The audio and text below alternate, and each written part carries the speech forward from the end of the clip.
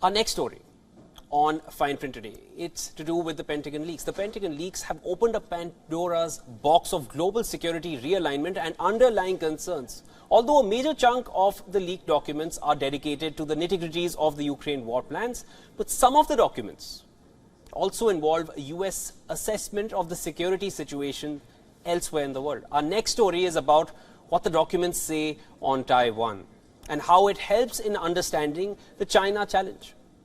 In the documents seen by the Washington Post, US intel assessment presents a bleak outlook for Taiwan's Air Force.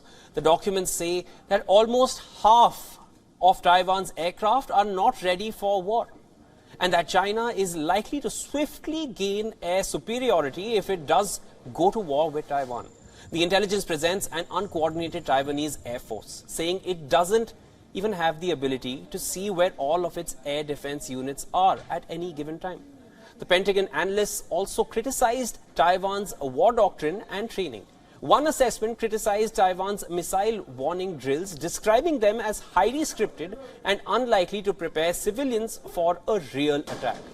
If it comes to military confrontation, it comes as no surprise that China, with a superior military and strong resources, has a strong edge over Taiwan. But is military confrontation really Beijing's real aim? Watchers say the real aim of the government in Beijing is to force a diplomacy-driven unification without firing a single shot. China is ready for war, but wants a peaceful reunification. They keep saying that again and again, a peaceful reunification with Taiwan. Some call this as an anaconda strategy. And here are the target. It's where the target is squeezed until it cannot resist, then swallowed whole, just like a snake would attack and consume. China might be doing the same with Taiwan. Apart from military superiority, China is also seeking partners who would approve Taiwan's reunification.